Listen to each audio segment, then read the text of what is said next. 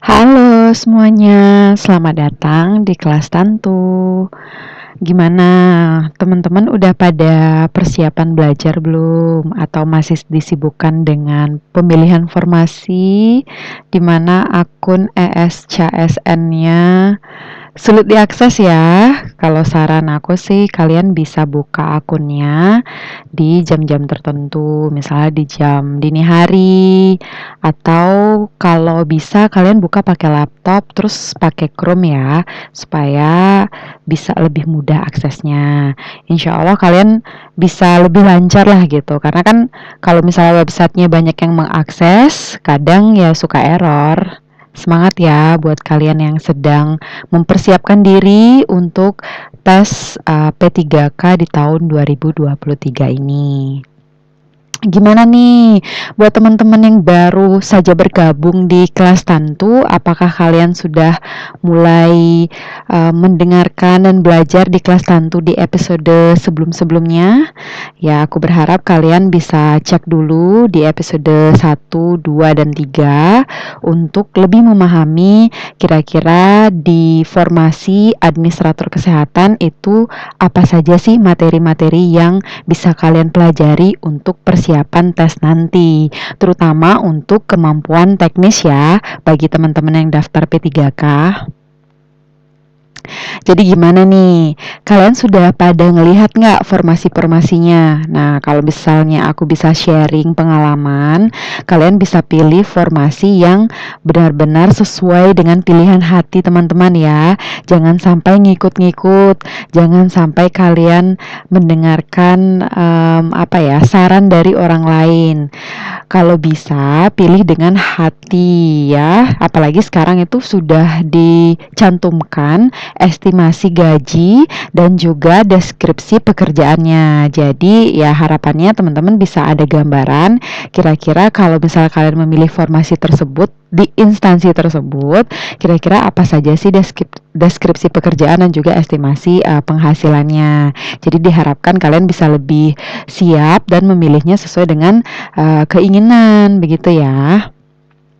Nah, aku lihat pada komen ya, buatin grup Telegram dong Kak. Terus ada juga yang udah mulai DM, ada yang mulai WhatsApp juga. Wah, terima kasih ya buat teman-teman atas respon positifnya. Aku menyambut dengan baik dan dengan tangan terbuka, saran, masukan, dan mungkin kalau misalnya teman-teman ada saran nih buat aku bisa tulis di kolom komentar ya. Kira-kira apa sih materi atau enggak soal-soal yang ingin kalian perdalam lagi sehingga nanti aku bisa lebih spesifik untuk sharing lebih lanjut ke kalian di kelas-kelas selanjutnya. Nah, kalau misalnya kalian pengen dibuatkan grup Telegram, bisa subscribe dulu ya video ini biar channel aku makin berkembang dan aku makin semangat buat sharing di kelas Tantu selanjutnya. Jangan lupa subscribe ya. Oke, kalau misalnya nanti kalian pengen dibuatin grup Telegram, nanti aku akan coba atur dulu dan akan informasikan di kelas selanjutnya ya. Mohon bersabar sambil kalian daftar dan milih formasi. Nah, karena kalian pada bingung kira-kira aku bisa WA kemana, aku bisa DM di mana, ini aku udah cantumin kontaknya untuk kalian. Karena kemarin ada beberapa yang DM aku untuk lebih sharing detail mengenai registrasi dan perizinan, terutama STR ya bagi tenaga kesehatan, karena kan memang peraturannya baru teman-teman, baru banget keluar di tahun ini dan kemungkinan keluar di kisi-kisi tes P3K di tahun ini, karena dari 3 tahun terakhir 2019, 2021 dan 2022 tahun kemarin kelihatan teman-teman soal mengenai surat tanda registrasi ini. Jadi untuk memperdalam pemahaman teman-teman, aku bakalan sharing khusus di kelas kali ini mengenai STR berdasarkan peraturan terbaru, yaitu Undang-Undang Nomor 17 Tahun 2023 tentang kesehatan. Nah, di undang-undang ini lebih lanjut ada peraturan mengenai STR, teman-teman. Nah, sehubungan dengan undang-undang ini, keluarlah surat edaran Menteri Kesehatan nomor HK0201 Menkes 1911 2023 pada tanggal 24 Agustus 2023. Nah, diingat ya teman-teman, peraturan ini atau surat edaran dari Menteri Kesehatan ini tentang penyelenggaraan registrasi dan perizinan tenaga medis dan tenaga kesehatan pasca terbitnya Undang-Undang Nomor 17 Tahun 2023 tentang kesehatan. Nah, nanti kalau misalnya ada soal undang-undang terbaru tentang kesehatan itu nomor berapa sih? Jangan sampai lupa ya teman-teman. Jadi jangan lupa kalau misalnya di kelas tantu udah dikasih tahu berkali-kali bahwa undang-undang tersebut adalah nomor 17 tahun 2023. Nah, kalau misalnya kalian mempermudah untuk mengingatnya, ingat aja kemerdekaan Indonesia itu tanggal berapa? Tanggal 17. Nah, bisa diingat Undang-Undang Kesehatan terbaru itu adalah Undang-Undang Nomor 17 Tahun 2023 yang memang menjadi acuan bagi lembaga yang berwenang dalam penerbitan STR dan SIP bagi tenaga medis dan tenaga kesehatan. Nah, di surat edaran ini, pemohon yang sudah mengunggah dokumen persyaratan melalui aplikasi STR elektronik ya, karena semuanya sekarang sudah mudah teman-teman, sudah menggunakan berbasis digital, di mana tenaga kesehatan dan masih dalam proses awal sebelum verifikasi. Jadi kalian kalau misalnya sudah mengajukan permohonan begitu ya, terus belum diverifikasi sama sistemnya, serta kalian sudah melampirkan persyaratannya, maka kalian dapat mengajukan STR yang berlaku seumur hidup teman-teman. Kalau kemarin kan berlakunya sebelumnya itu 5 tahun. Nah, sekarang itu berlakunya seumur hidup ya teman-teman. Jadi sekarang sudah tidak 5 tahun lagi, jadi sudah berlaku seumur hidup. Nah, ini harus diingat.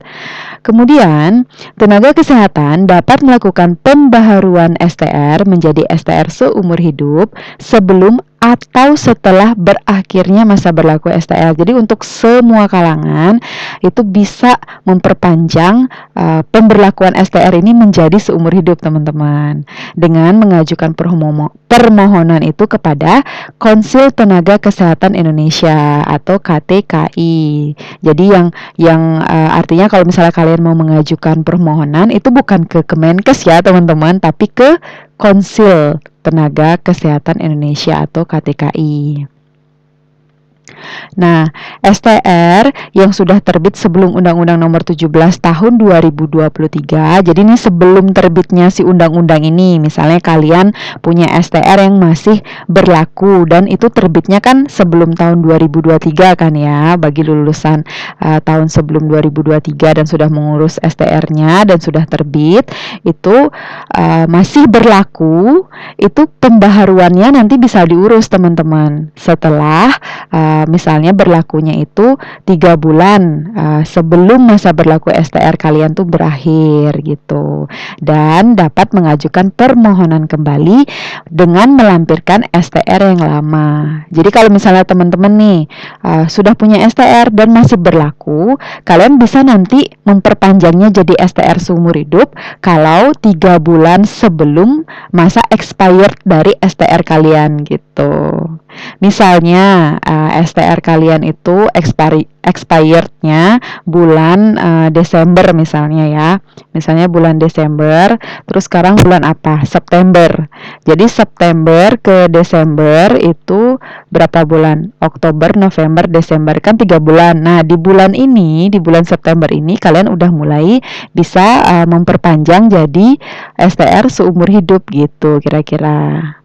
Nah, tapi kalau misalnya kalian STR-nya sudah lama gitu ya, expired, itu bisa langsung diajukan teman-teman. Nah itu syaratnya, kalau misalnya sudah terbit sebelum Undang-Undang 17 tahun 2023 kan ini nih syaratnya. Sebenarnya di video episode sebelumnya udah aku jelasin, cuman di sini aku khusus menjelaskan detail kira-kira apa sih persyaratannya kalau misalnya kalian mau memperpanjang STR. Nah ini nih kalau misalnya kalian STR-nya mati di bulan Desember, kemudian di bulan ini, di bulan September ini kalian harus mengajukannya ke KTKI. Itu syaratnya kira-kira apa aja sih? Nah, pemohon yang telah memenuhi kecukupan SKP, jadi kalian perlu SKP teman-teman. SKP itu namanya Satuan Kredit Profesi. Ini kayaknya familiar ya untuk teman-teman yang lulusan tenaga kesehatan, yang kalian peroleh dalam kurun waktu 5 tahun teman-teman. Nah ini sesuai dengan profesi masing-masing ya. Kalau misalnya kalian seorang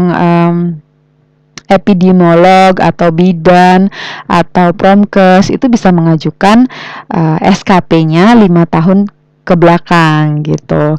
Nah sebelum si undang-undang ini berlaku.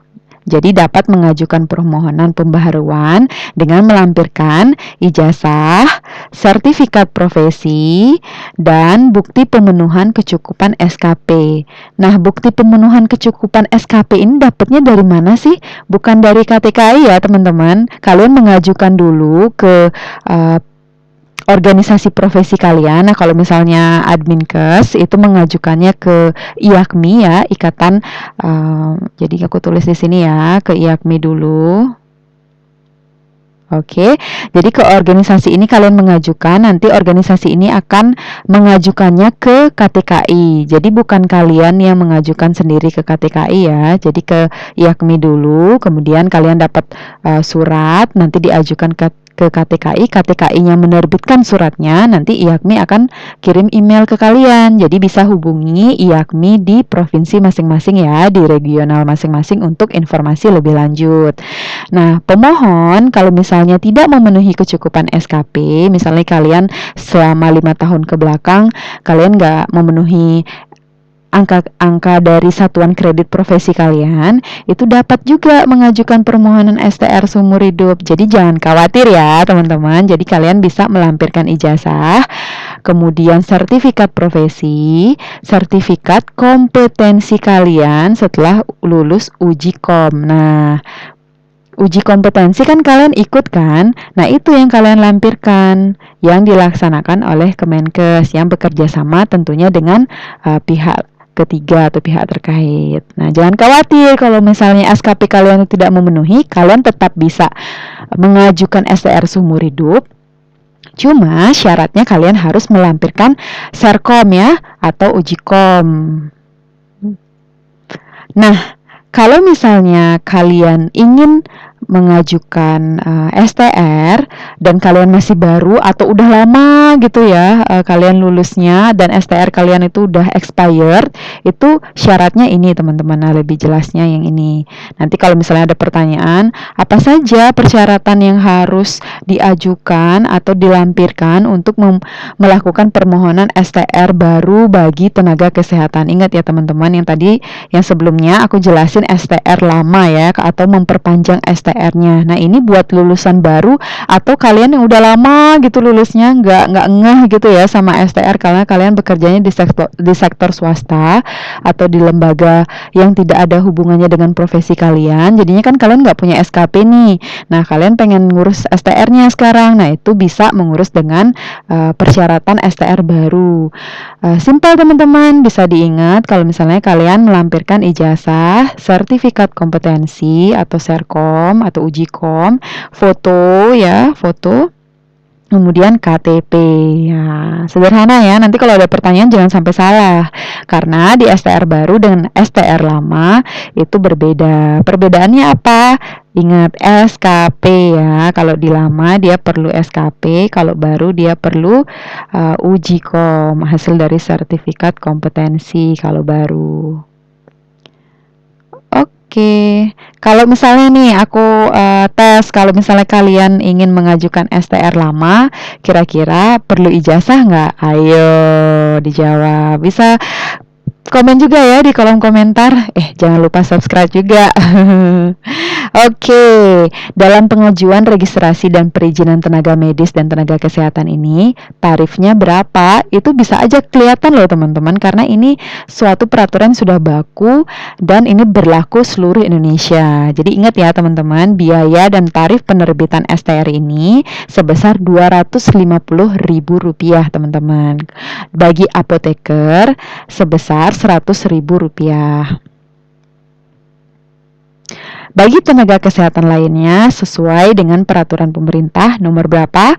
Nomor 64 tahun 2019 tentang jenis dan tarif dasar jenis penerimaan negara bukan pajak teman-teman. Nah ini kemarin kelihatan di tahun 2021 teman-teman. Jadi kelihatan di soal yang aku dapat kebetulan jenis tarifnya apa sih? Jenis tarif dasar apakah negara bukan pajak atau jenis penerimaan negara termasuk dalam pajak penghasilan atau bla bla bla gitu. Jadi ada beberapa pilihannya dan jangan lupa kalian nanti kalau misalnya keluar soal seperti ini kalian bisa jawab bahwa peraturan yang mengatur tarif itu adalah nomor 64 tahun 2019 tentang jenis dan tarif dasar jenis penerimaan negara bukan pajak ya, yang mengatur tentang STR.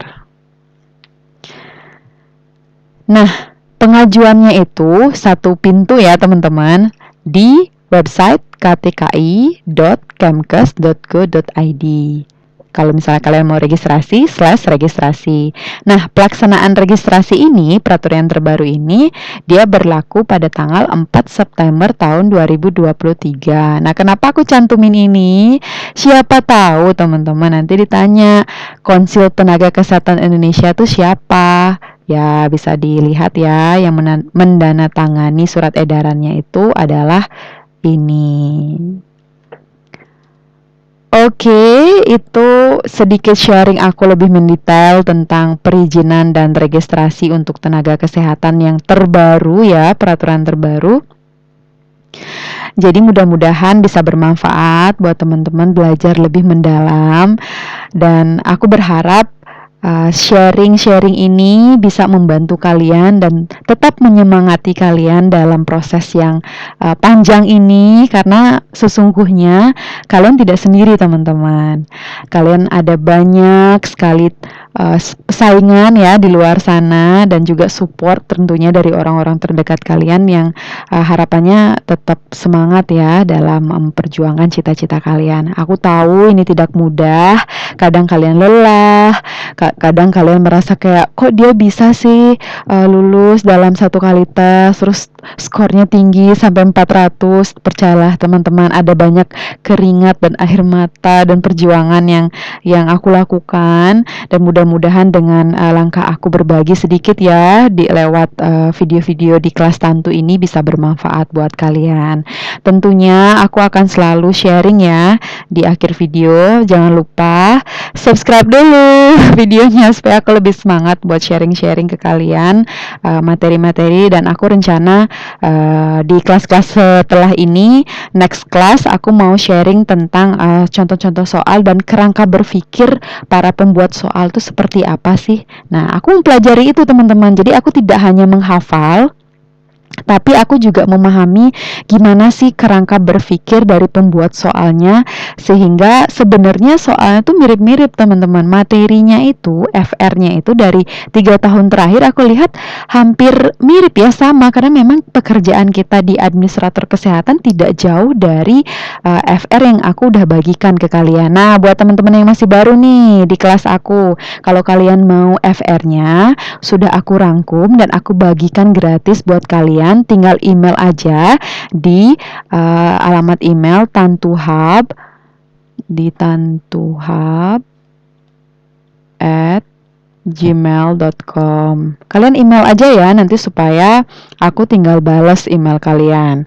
Nah, di FR itu sudah kelihatan polanya bahwa memang pekerjaan kita seputaran itu teman-teman. Jadi dari FR itu kalian udah bisa menerapkan strategi materi apa nih yang aku pelajari hari ini, materi apa nih yang aku bisa perdalam lagi hari ini. Jadi Kalian harus ada target teman-teman setiap harinya.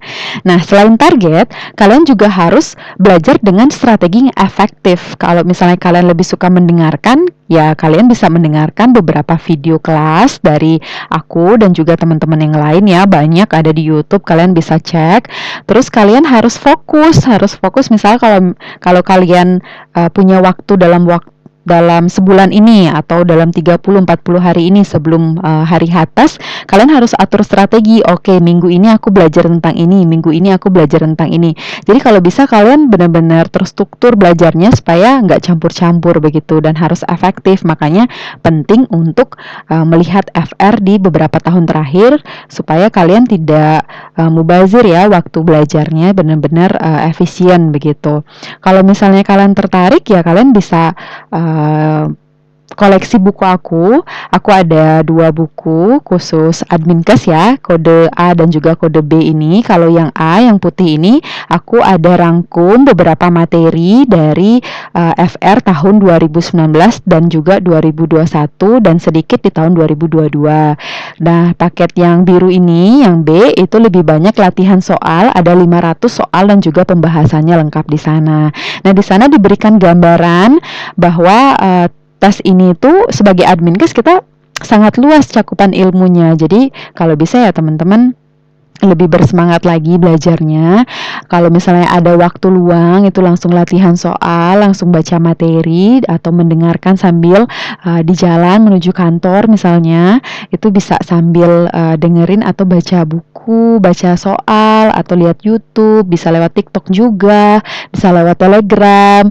Nah, gimana nih buat teman-teman kalau misalnya mau aku bikinin grup Telegram, bisa komen di bawah ya. Kalau misalnya nanti rame, aku akan pertimbangkan untuk buatkan grup Telegram khusus pejuang Adminkes P3K di tahun 2023 ini. Nah, kalau misalnya kalian masih bingung pesannya di mana sih bukunya Tantu, itu bisa pesan lewat barcode ini ya. Kalian bisa scan atau bisa ke link yang ini. Nah, mungkin segitu dulu teman-teman. Terima kasih sudah ikut setia menanti kelas Tantu. Mudah-mudahan aku bisa sharing lebih banyak di kelas Tantu selanjutnya. Pokoknya kalian harus tetap semangat, luangkan waktu sejenak untuk berdoa juga dan menjaga kesehatan dengan berolahraga supaya kalian tetap fit, belajar tetap semangat walaupun tetap bekerja 9 to 5 tapi tetap meluangkan waktu untuk belajar begitu. Ya, mungkin itu aja teman-teman sharing aku. Kalau misalnya teman-teman nanya kok bisa sih lulus tes 1 kali gitu ya, nggak berulang-ulang, bisa langsung tembus gitu lolos, karena diluruskan niatnya, dimantapkan usahanya, dan jangan lupa minta restu dari orang terkasih ya, terutama ibu dan orang tua kita. Mungkin itu saja. Apapun yang kalian sedang usahakan sekarang, aku kirimkan doa mudah-mudahan waktu terbaik itu adalah tahun ini ya. Tetap semangat.